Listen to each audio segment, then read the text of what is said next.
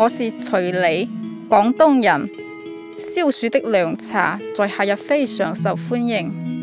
今日來做兩款解暑熱的古法藥草茶。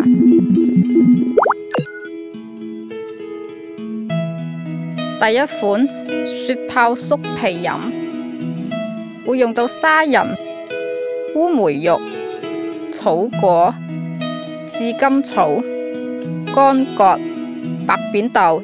這些材料在一般的中藥房都很容易買到。因為是做飲料，草果在使用前要煨烤一下，以減少辛烈氣味。取少量麵粉加水，揉壓成薄薄的麵皮，把草果完全包起嚟，放在鐵架上，用微火慢慢烤，不時翻面，直到麵皮變成焦黑色就烤好了。放涼後剝開外皮，我們只取用裡面的籽實。白扁豆用沸水浸泡10分鐘，移入冷水，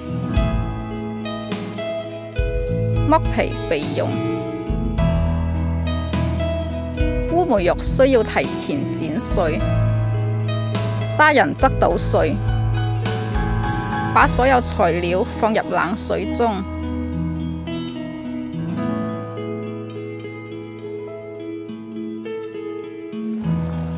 煮開後轉小火煎15分鐘。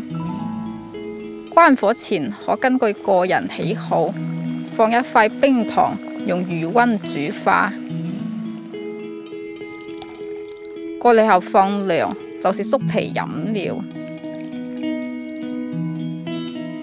移入冰箱冷藏一下，雪泡的風味更好。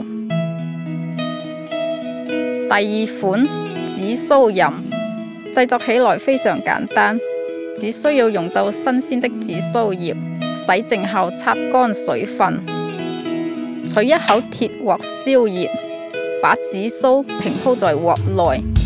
用微火煨乾水分，當葉片開始萎煙，散發出香氣就可以了。煨香的紫蘇可以像茶葉一樣，用沸水沖泡喝。第一泡出湯倒掉，第二泡浸3-5分鐘即可。如果喜歡喝點甜的，也可以根據個人喜好加點白糖。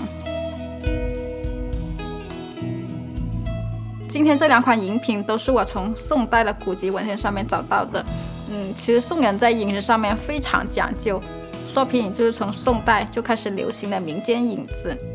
當時杭州城裡的茶室在夏季會推出說皮飲，涼水湯能喝到雪泡說皮飲。雪泡就是冰鎮的意思，可以除煩止渴、止吐瀉、温脾胃。一份说皮饮的材料会固定搭配砂仁、草果、乌梅、甘草、白扁豆、葛根这类为中药。煨草果通常是去皮使用，只要里面的籽实。在宋代的时候呢，人们是用面果煨的方法来炮制中草药的。草果用面皮包裹起来，再放进炙热的炭火里煨烤。像草果这类含挥发油和刺激性成分的药材，经果煨法处理后，辛烈气味减弱，药性也更温和。紫苏饮在宋朝就已经很受人推崇了。在宋仁宗举办的那一场蜀水品级评定中，紫苏饮就因为能消除胃嗝滞气，做起来又很简单，所以就一举夺魁。